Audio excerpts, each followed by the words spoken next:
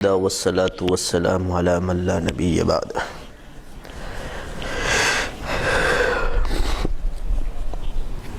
هیچ چیزیں خود بخود چیزیں نشد، هیچ آہن خنجر تیغ نشد، هیچ حلوائی نشد استاد کار، تا غلامی شکر ریز نشد، مولوی ہرگز نشد مولائے روم، تا غلامی شمس تبریز نشد۔ میرے واجب الاحترام عزیز ساتھیوں،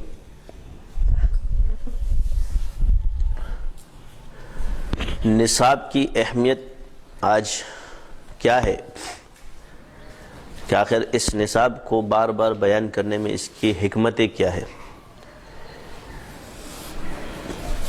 تو نصاب کی حکمتیں علم الیقین سے تعلق رکھتی ہے۔ ایسے مکاشفات یا ایسے معاملات چاہے نئے ہو یا پرانے ہو، دنیا میں جب بھی ظہور پذیر ہوں گے اس کا اشارہ ضرور بضرور قرآن اور حدیث میں موجود ہوگا۔ وہ چیز اگر قرآن اور حدیث کے خلاف ہو، یعنی علم الیقین میں وہ چیز موجود ہوگی، اس کی حفاظت ہو رہی ہوگی، کہیں نہ کہیں وہ قول آپ کو ملے گا تحقیق کے بعد، اس کے مطابق ہونا چاہیے۔ اگر اس کے خلاف ہو اس کو ہم نہیں مانتے، کیونکہ علم الیقین عین الیقین حق الیقین، لازمی بات ہے، یہ سارا اسی پہ ہے۔ مثال کے طور پہ اس کا عام اندازہ آپ اس سے لگائے کہ ایک آدمی ایک عمارت بناتا ہے، اس کا ایک نقشہ بناتا ہے، اسی نقشے کے مطابق اس بلڈنگ کو بناتا ہے، تو وہ نقشہ تو ابھی وجود پذیر نہیں ہوا، لیکن علم الیقین میں آ گیا ہے کہ میں نے یہ گھر اس طرح بنانا ہے۔ اب اس کے پلر اس کے مطابق ہوں گے، اس کی عمارت اس کے مطابق ہوں گی، ہر چیز اس کے مطابق ہوگی، دیکھنے کے لحاظ سے بھی اس کے مطابق۔ اگر اس سے ہٹ کر نظر آ رہا ہے تو اس کے منافی ہے۔ پھر جب وہ اس کو بنا دیتا ہے اس کے اندر داخل ہو جاتا ہے، اس کو یوز کرتا ہے، اس کو استعمال کرتا ہے۔ یہی مثال علم کی بھی ہے، علم الیقین عین الیقین حق الیقین، یہ موجود ہے۔ تو بنانا، نصاب کا مطلب ہوتا ہے کسی چیز کو بنانے کا طریقہ، اور غیر نصاب کا مطلب ہے کہ آپ نے ایک مکان خرید لے، اس کو استعمال کر لو۔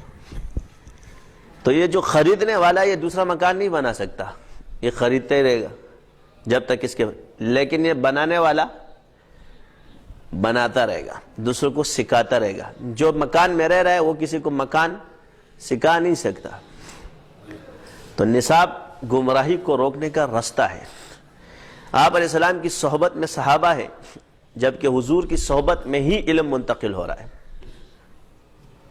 بس جو بات سمجھ میں نہیں ہے وہ پوچھ رہے، ورنہ سینہ بسینہ وہ علم ان کے اندر منتقل ہو رہا ہے۔ یہ حضور کا خاصہ ہے۔ ایک دن دل میں آیا مگر ہمارے ہاں نصابی صحبت ہوگی، کیونکہ زمانے میں اس تک پہنچنے کے لیے یہ نصاب ہے کہ جس طرح صحابہ نے حضور کی بات کو سمجھا کہ اس کے کیا معانی ہے، تو انہوں نے نصاب کو طے نہیں کیا مگر حضور کی صحبت کی برکت سے یہ کیا، مگر ہمارے لیے وہ نصاب بنا کہ ہماری بات وہ سمجھ میں آئے کہ اس کا مطلب کیا ہے، کہ اس کو جب میں براہ راست پڑھتا ہوں اس کا مطلب کیا ہے۔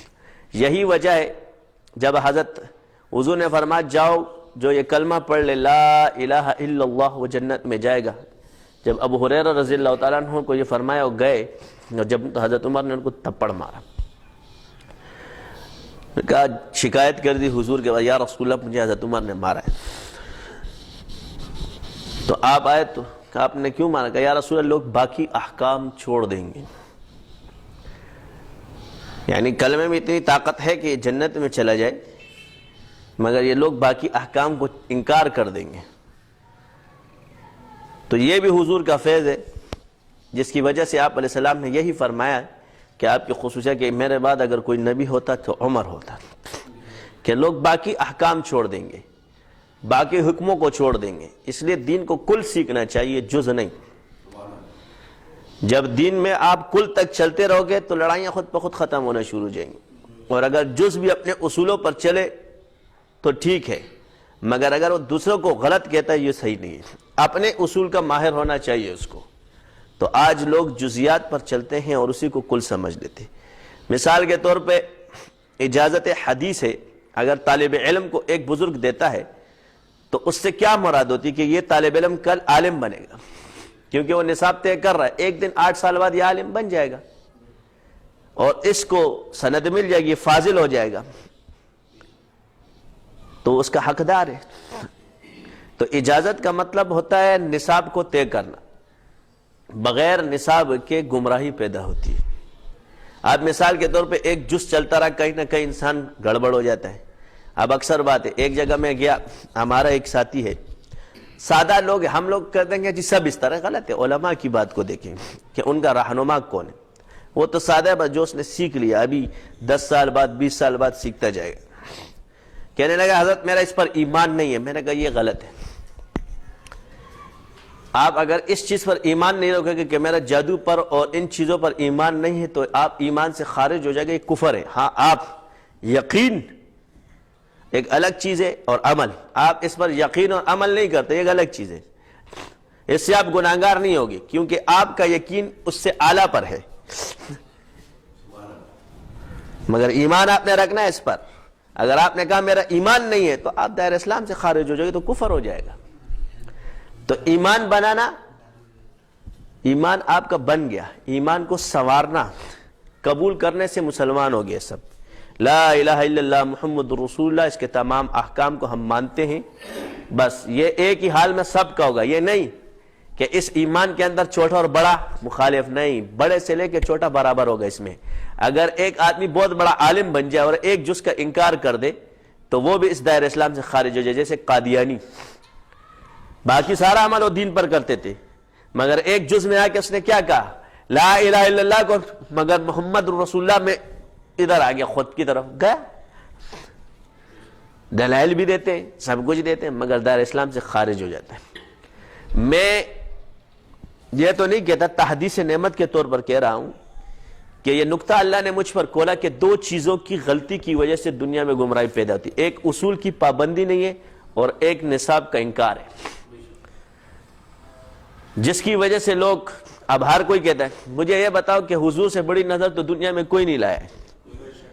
جب انہوں نے صحابہ کو 13 سال ذکر کرایا ہے اور ہر حکم کی ان کی پابندی کرائی ہے، تو باقی دنیا میں کون سا بزرگ پیدا ہوگا کہ جس کی ایک نظر بندے کو آسمان تک پہنچا دے گی؟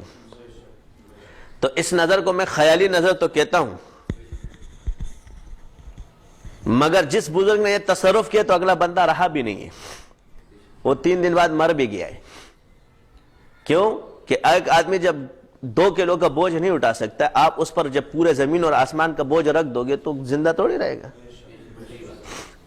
تو خواجہ باقی باللہ رحمۃ اللہ علیہ کے ایک مرید تھے، اور یہ ہر بزرگ کو حاصل بھی نہیں ہوتے، یہ کرامت صرف ایک بزرگ سے ثابت ہے، توجہ اتحادی کی، ہر کسی سے نہیں، چند بزرگوں سے ثابت۔ ہر کسی کے دل کے اندر وہ اسٹیمنا نہیں ہوتا۔ بعض کہتے ہیں کہ جی ہر ولی کو یہ چیزیں حاصل ہوتی ہے، تو نصابی کو حاصل ہوتی ہے، غیر نصابی کو شاذ و نادر ہے۔ تو ایک نان بھائی تھا، ان کا شیخ کے مہمان آ گئے، انہوں نے روٹیاں لیے، حضرت بڑے خوش، کہا بیٹا کیا مانگتا ہے آج؟ مانگ، کہا اپنی طرح بنا دے۔ کہا یہ نہ مانگ، کچھ اور مانگ لے۔ نہیں، آپ کی طرح بننا ہے۔ فرمایا نہ مانگیے۔ ایک واقعے سے آپ کل پر اس کو دلیل نہیں لے سکتے، کیونکہ بعض چیزیں جب اجماع اور قیاس آتا ہے اس میں شخصیت آ جاتی ہے کہ کس شخصیت کا قول اعتبار رکھتا ہے اور کس کا نہیں رکھتا۔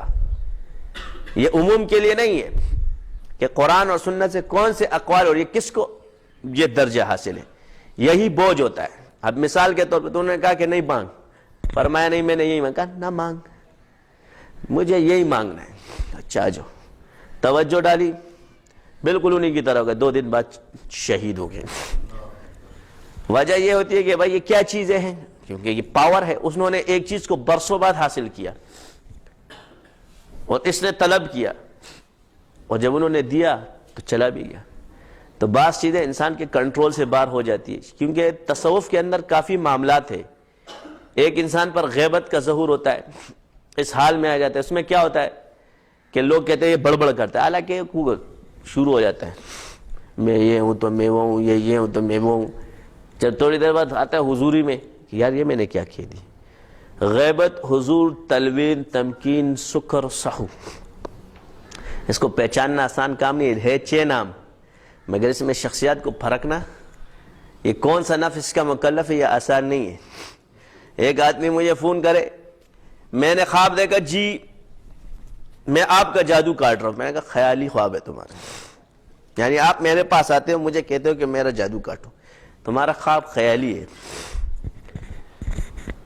کیوں؟ میں نے نہیں سوچا. میں نے کہا کچھ بھی ہے.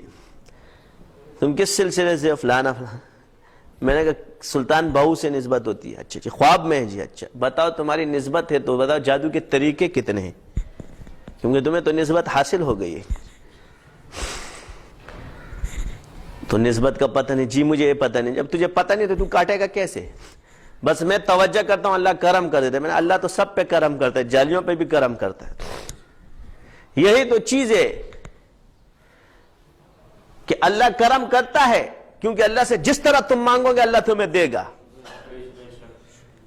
کیونکہ وہ انسان کی بندگی کے اس کے گمان کے ساتھ ہے. مگر اس کا یہ مطلب نہیں کہ اللہ تعالیٰ نے جو حق پیدا کیا اس کا انکار کر دیں. یہی چیزیں ہیں جب آپ لوگوں کے ساتھ ذرا سا کوئی معاملہ ہوتا ہے تو کہتے ہیں بس یہ ضروری نہیں ہے. ایک بندے نے پھونک مار دیا، بندہ ٹھیک ہو گیا. یار اس کے لیے نصاب کی کیا ضرورت ہے؟ یہ تو ایسی مثال ہے ڈاکٹر نے پیناڈول کی جن کمپاؤڈر نے دے دے کہتا ڈاکٹری خراب ہے.